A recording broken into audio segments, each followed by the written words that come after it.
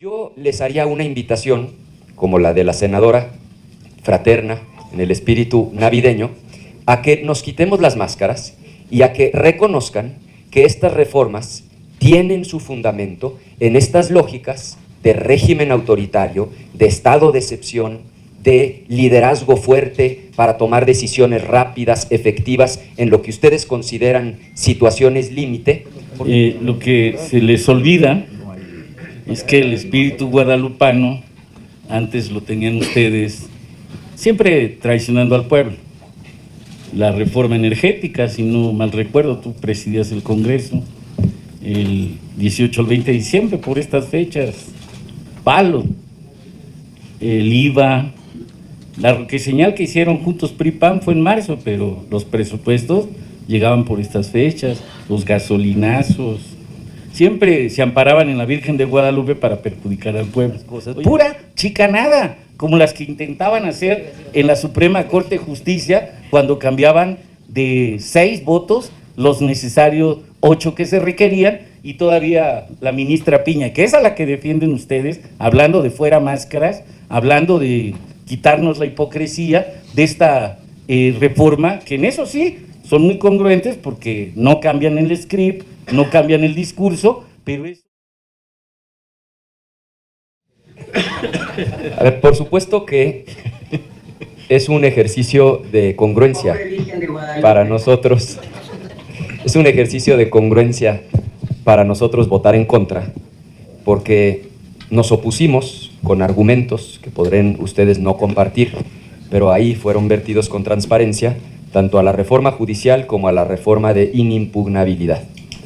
Sería absurdo haber votado en contra de esas reformas y hoy avalar, digamos, la legislación secundaria que desdobla esas reformas. Entonces, yo lo que quisiera reflexionar, para no repetir aquellos debates que ya hemos tenido, es que creo que estamos ante una discusión mucho más profunda que simplemente la legislación secundaria. Creo que aquí lo que se contraponen son dos visiones, y ambas defendibles. Lo que creo que ha faltado es que ambas partes asuman con mayor valentía la defensa de su postura. O sea, por un lado tenemos la visión de Montesquieu, que decía: todo hombre, en lenguaje inclusivo sería todo hombre y toda mujer, que tiene poder se inclina por abusar del mismo y va hasta que encuentra límites. Y de ahí la idea de que existan contrapesos, de ahí la idea de que exista un poder judicial que pueda inclusive revisar las decisiones del poder legislativo. Pero en contraposición a esa visión está, por ejemplo, Carl Schmitt, que ustedes hoy están asumiendo esa posición, pero no lo dicen con apertura y con transparencia. Él defiende, como ustedes, el poder centralizado para mantener estabilidad. Él defiende el estado de excepción, es decir, en situaciones de crisis como la que ustedes suelen plantear. Dice él, como ustedes también suelen decir, es necesario un liderazgo fuerte para poder tomar decisiones rápidas, decisiones efectivas. Defiende la idea del Estado total, se opone a esta idea de la democracia liberal, donde hay pesos, contrapesos, división de poderes. Yo creo que el problema de fondo es que ustedes quieren disfrazar ese tipo de posiciones con argumentos democráticos, porque el problema de esta legislación secundaria es que lo que viene a reglamentar es, uno, la colonización que ya está en marcha del Poder Judicial. Es una realidad, todo el mundo lo sabe.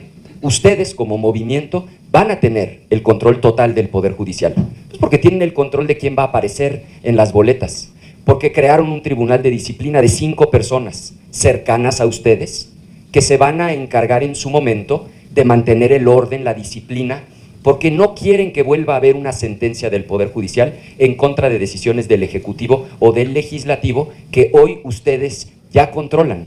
Y por otro lado se está reglamentando la otra reforma constitucional, la de inimpugnabilidad, en donde llegaron al extremo de dejar establecido en la Constitución que aún en el caso de que hubiera una violación flagrante, como que no se reúnan los votos necesarios y un presidente de la Cámara, sea de diputados o de senadores, cante una mayoría, aún habiendo una violación flagrante de ese nivel, ya no existirá un recurso legal para poder controvertir esa decisión.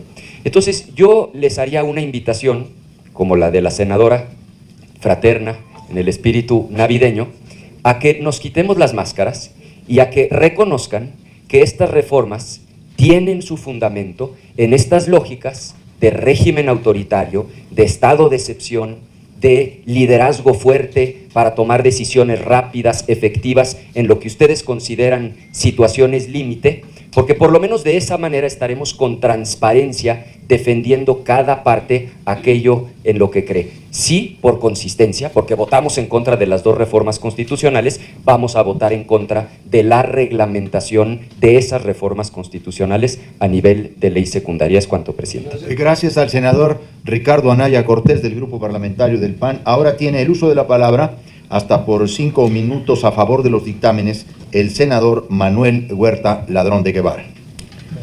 Lo que se les olvida es que el espíritu guadalupano antes lo tenían ustedes siempre traicionando al pueblo. La reforma energética, si no mal recuerdo, tú presidías el Congreso el 18 al 20 de diciembre por estas fechas, palo, el IVA, la señal que hicieron juntos PRI-PAN fue en marzo, pero los presupuestos llegaban por estas fechas, los gasolinazos, siempre se amparaban en la Virgen de Guadalupe para perjudicar al pueblo. Hoy es distinto, sí son visiones diferentes y contrapuestas, y a mí me parece que el acto de congruencia se vuelve en una necedad. Teóricamente, Rousseau deja en claro que el soberano es el pueblo, y nosotros desde hace muchos años, cuando ustedes hicieron el pacto con el PRI, el original, el PRIAN, Salinas, Ceballos, Álvarez, pues esta idea que teníamos de división de poderes, que no había existido por el Priarto Jurásico, desde que doña Porfiria se robó a don Porfirio, ustedes impusieron fraudes electorales, todo lo que hicieron. Y ahora, para entrar en materia, fíjense nomás esta joya de lo que estamos haciendo y lo que ustedes defienden, porque este es el fondo de la defensa que hacen.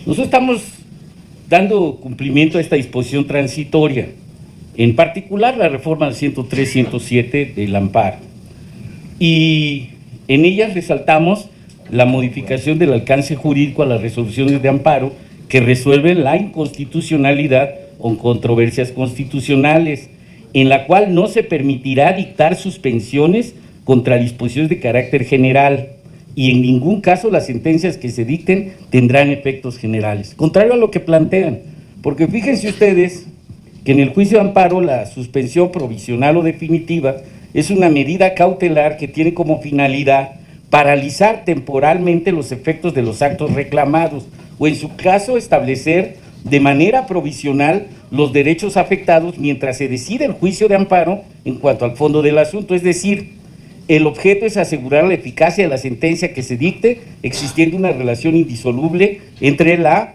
suspensión y la sentencia. Sin embargo, y aquí está como dicen los abogados, el quid del asunto, en diversos juicios de amparo, jueces de distrito de la Suprema Corte de Justicia, de todo este aparato judicial que estamos desbaratando por voluntad popular, han determinado suspensión con efectos generales, con excepción a los efectos relativos, como sucedió en los amparos presentados durante el 2021 en contra de diversas modificaciones a la ley de la industria eléctrica, pues los jueces primero y segundo distrito en materia administrativa especializados en competencia económica y radiodifusión, los que tanto ustedes defienden que se deben de quedar porque es la garantía al Tratado de Libre Comercio, a que no exista crisis en el país, estos jueces que ustedes defienden, estos jueces consideraron que por la relevancia del asunto era necesario conceder la suspensión provisional con efectos generales a todos los participantes del mercado eléctrico mayorista. Este es el caso de Juan Pablo Gómez Fierro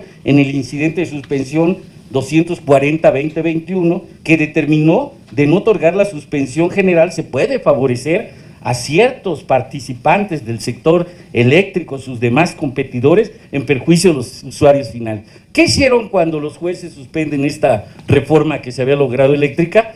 Pegarle a los consumidores y permanecer en su mal llamada reforma eléctrica que había favorecido a que empresas como el Oxxo y otras pagaran la energía más barata que el pueblo en general. Y obviamente lo fundamentaron, eso sí son muy legales, en algunas resoluciones de jurisprudencia para argumentar estas cosas. Pura chicanada, como las que intentaban hacer en la Suprema Corte de Justicia cuando cambiaban de 6 votos los necesarios 8 que se requerían, y todavía la ministra Piña, que es a la que defienden ustedes, hablando de fuera máscaras, hablando de quitarnos la hipocresía de esta reforma, que en eso sí son muy congruentes porque no cambian el script, no cambian el discurso, pero eso ya se acabó por voluntad soberana de nuestro pueblo, y es lo que vamos a hacer el día de hoy, porque los senadores y senadoras de la Cuarta Transformación continuaremos en el proceso de reforma estructural del Poder Judicial de la Federación. Quiero concluir nada más diciendo que esta reforma tiene por objeto sentar bases legales para una administración de justicia constitucional pronta, expedita, oportuna, y que tenga como valor la observación del carácter supremo de la Constitución Nacional y los derechos de las personas, así como el interés social. Gracias, muchas gracias al senador. Tómala, papá. Así o más exhibido este cinicazo de Ricardo Anaya.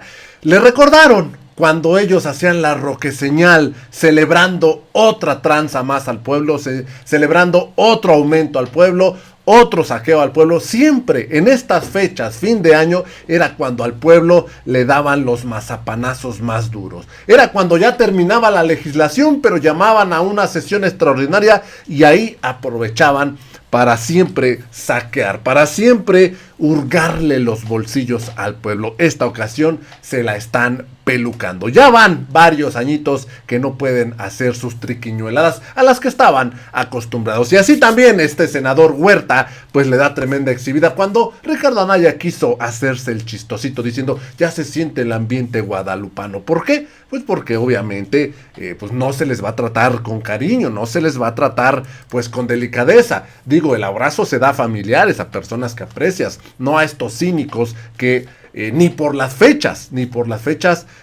pierden esta narrativa de que es que ustedes están destruyendo al pueblo, están destruyendo a México. Por favor. Amigos, yo los dejo con la información, espero les haya gustado, los invito a que se suscriban al canal, también los invito a que me sigan en redes sociales, donde igual subimos toda esta información. Me dio mucho gusto saludarlo, nos vemos en la siguiente nota, hasta la próxima.